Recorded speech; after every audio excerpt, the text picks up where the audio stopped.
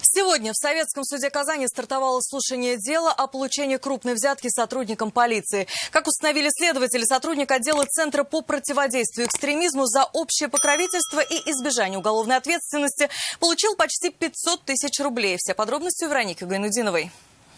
Работаю заместителем начальника отдела Центра по противодействию экстремизму Министерства внутренних дел Республики Татарстан. Судим ранее? Нет.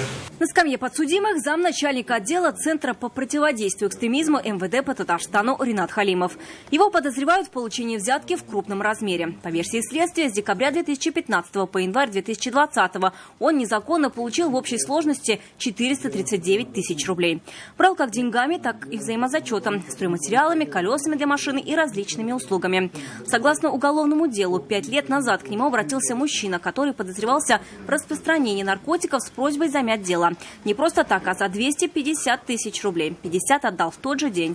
А полицейский предложил к тому же найти тех, кто хочет привлечь его к ответственности, еще за 200. Возник преступный умысел на получение взятки в виде денег от Трофимова в размере 250 тысяч рублей за совершение заведомо незаконного действия и бездействия, направленных на установление лиц, желавших привлечь Трофимова к уголовной ответственности за якобы распространение наркотических средств и привлечение указанных лиц к уголовной ответственности, в том числе за оказание содействия в непривлечении Трофимова к уголовной ответственности. Через год они связались снова. Следователи установили, что подозреваемый просил стройматериалы для дома. Потом уже год назад колеса для машины – это еще больше 70 тысяч рублей. Мужчина согласился, но сразу же сообщил об этом в полицию. Рината Халимова вызвали на допрос в апреле 2020-го, но основания для задержания не нашли. Уголовное дело возбудили в сентябре. Свою вину он не признал. Сегодня на заседании ему зачитали обвинительное заключение и продлили меру пресечения. Подсудимый просил отпустить его под домашний арест. Жене сложно с 3 детьми. Но суд ходатайство отклонил. Следующее заседание назначено на 25 февраля.